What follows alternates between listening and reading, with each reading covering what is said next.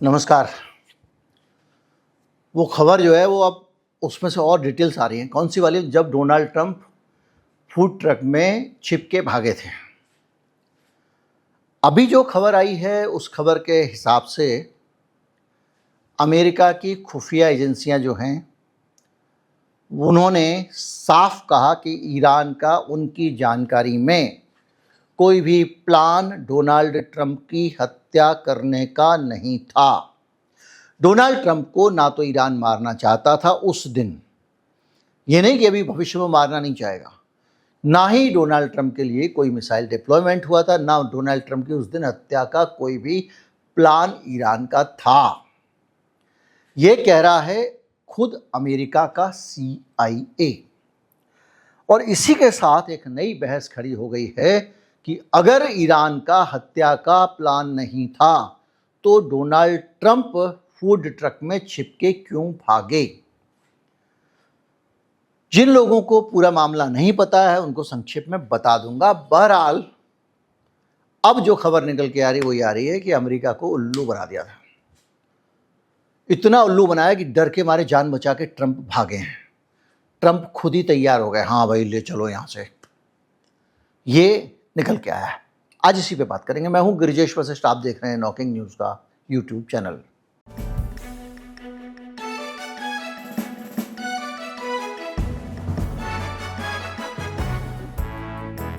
जिन लोगों को पूरी जानकारी नहीं है उनको सरल भाषा में बता दूं, हुआ कुछ नहीं था। तुर्की गए थे ये भाई साहब, तुर्की से वापस लौट रहे थे। इनको आना था एक इनका जो नया एयरफोर्स बना है बढ़िया वाला। इनको कभी कतर ने एक विमान जो है एक नया विमान दिया ट्रंप को, लो उस विमान को फिट करा के सुरक्षा इंतज़ाम करके उस पर एयरफोर्स वगैरह लिख दिया गया, एयरफोर्स 1। उसके फ़ोटो रिलीज हुए तमाम चांद के साथ में ना, अमेरिका के राष्ट्रपति का नया एयरफोर्स 1 वगैरह वगैरह। ये उस एयरफोर्स 1 से गए थे टर्की नेटो के सम्मेलन में हिस्सा लेने। नेटो मतलब उस संगठन जिसके पूरे देशों की सुरक्षा करने की जिम्मेदारी सुरक्षा अपने सर पे लेता है। मतलब समझिए सरदार है अमेरिका उनका। सोचिए ये दाऊद इब्राहिम, बाकी वो छोटा शकील वोटा शकील समझ लीजिए जो भी है, उसके सम्मेलन में गए थे। अब वहां पे इनके किसी ने कान भरे कि बॉस डोनाल्ड ट्रंप को आज मारने वाले हैं। हाँ, अब क्या करें? तो इनको ये बताया गया जो तुम्हारा ये नया वाला एयरफोर्स बने ना इसी को उड़ाएंगे मिसाइल से। कौन मारेगा? ईरान भी मार सकता है, हूती भी मार सकता है, हिजबुल्ला भी मार सकता है। तो क्या करें? बोले एक काम करो, दूसरे विमान से निकल लो। अब दूसरे विमान से निकलोगे तो सामने वाले को पता लग जाएगा। तो ये तो उसी दिन खबर आ गई कि डोनाल्ड ट्रंप जो है वो नए वाले एयरफोर्स 1 से नहीं गए, पुराने वाले एयरफोर्स 1 से वापस लौटे। यानी अब तो नया बन गया जो कतर वाला दिया था, एक इससे पहले का भी तो है जो 90 से चला आ रहा है एयरफोर्स 1। तो डोनाल्ड ट्रंप ने सबको ये कहा कि मैं पुराने वाले एयरफोर्स 1 से जा रहा हूँ, मेरी यादें जुड़ी हैं पुराना वगैरह वगैरह। उसके बाद उसमें चढ़े, बाय किया वगैरह वगैरह। उसके बाद में धीरे से जिस जगह से वहाँ खाना आता है बटने के लिए, ऐसा होता है ना जैसे होटल में भी एक पीछे वाला कमरा होता है वहाँ से खाना आता है, तो जो विमान में जाने वाले होते हैं उनका जो खाना जहाँ से आता है उस गेट से एक लगाई गई फूड वैन जो खाना सप्लाई करती है पुराने वाले से। नए वाले को तो उन्होंने पब्लिकली मना कर दिया और सबसे काम पुराने वाले से जा रहे हैं, ताकि ईरान को और बाकी जो भी इनको मारने वाला था उसको ये लगे कि भाई इन्होंने विमान बदल लिया है, अब जो है इससे जा रहे हैं, तो उस नए विमान को टारगेट करो। ये फूड ट्रक में बैठ के गए वहाँ से, और वहाँ से निकल के ये गए, एक और विमान खड़ा हुआ था एयरफोर्स का C-36, उसके अंदर बैठ गए।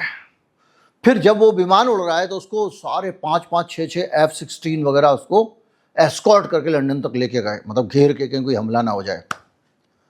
अब ये पूरा जो सीन है, इस सीन की जिम्मेदारी किसकी थी? इस सीन की जिम्मेदारी थी अमेरिका की सीक्रेट सर्विस की, जिसने कहा ना हम ट्रंप को इससे नहीं ले जाएंगे, और दूसरे का नाम लेंगे कि हम उससे जा रहे हैं लेकिन उससे भी नहीं जाएंगे, हम तीसरे से जाएंगे। ठीक है भाई, तो ये किसने कहा कि तुम मरने वाले हो? ईरान मारने वाला है। CIA ये कह रहा है भाई साहब हमारी इंटेलिजेंस नहीं थी, हमने अमेरिका की एजेंसियों ने ऐसा कुछ नहीं कहा था, ना हमारे पास कोई इनपुट थे, और हमारे पास जो इनपुट आए थे वो भरोसा करने योग्य इनपुट नहीं थे। वो इनपुट एक ही सोर्स से कंफर्म हो रहे थे। भाई CIA के भी आदमी तो सब जगह फैले हुए हैं, और जब राष्ट्रपति की बात आती है तो फिर सब जगह से इंफॉर्मेशन ले ली जाती है। तो हमारे पास तो कभी ऐसी इंफॉर्मेशन नहीं थी। यानी जो खुफिया एजेंसी अमेरिका की और अमेरिका के खुफिया अधिकारी, उन सब लोगों ने कहा कि भैया ये नहीं है कहीं प्लान, ईरान का प्लान कहीं से पता नहीं लग रहा है। ठीक है साहब। फिर जो है एक और जगह से पता किया गया, वो जगह थी टर्की।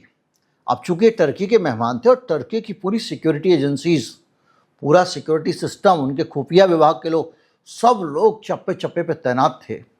क्योंकि उनके यहाँ पूरी दुनिया के लीडर आने वाले थे, तो उन्होंने जबरदस्त चौकस सुरक्षा रखी थी।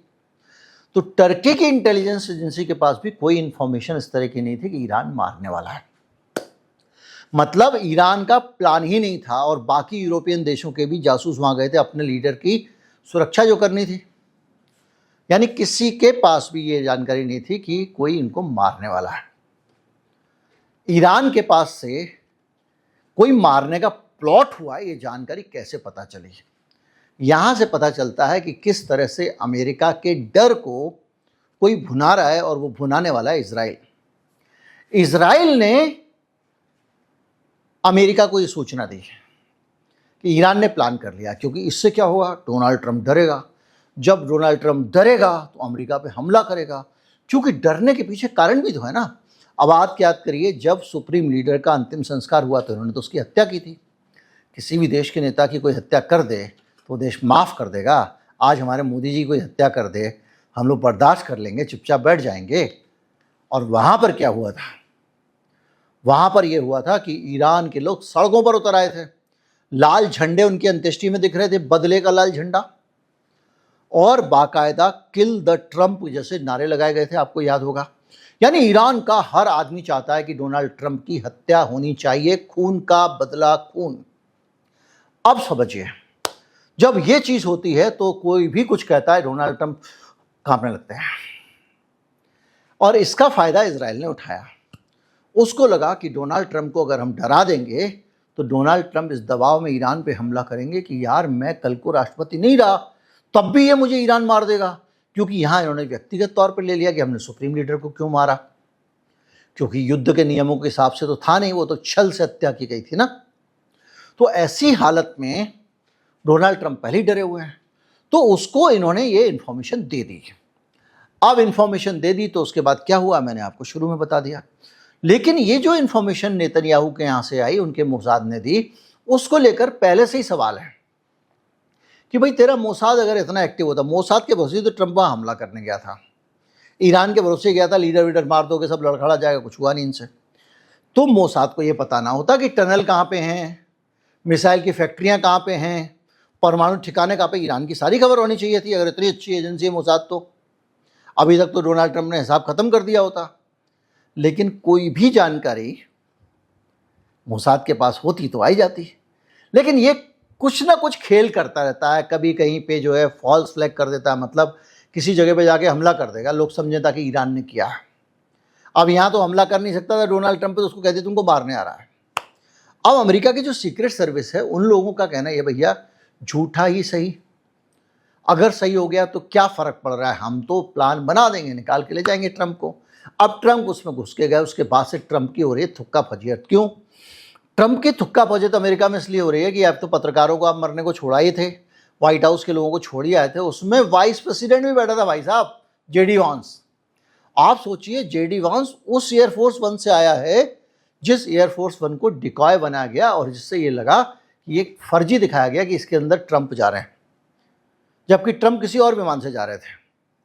और जो फर्जी दिखाया गया था विमान, उसके अंदर उपराष्ट्रपति को बिठा दिया भाई, उसके अंदर अमेरिका भर के पत्रकारों को बिठा दिया। यानी इतना बड़ा धोखा आपने अपनी जान बचाने के लिए वाइस प्रेसिडेंट को दे दिया। वाइस प्रेसिडेंट वो व्यक्ति होता है कि अगर अमेरिका के में राष्ट्रपति की हत्या हो जाए तो वही राष्ट्रपति बनेगा।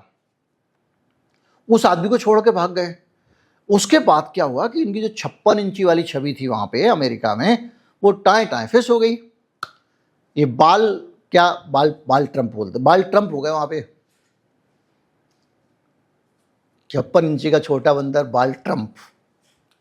अब वहाँ पे लोग कह रहे हैं भाई ये आदमी क्या देश की रक्षा करेगा, ये अमेरिका फर्स्ट बोलता था, ये बोलता था मैंने अमेरिका को सुरक्षित बना दिया, ये क्या रक्षा करेगा। उधर वो ट्रंप वाले सारे नेटो वाले कह रहे हैं भाई इसके भरोसे तो हम लड़ वाले सपने देखते तो खुद ही पूछ दबा के भाग रहा है।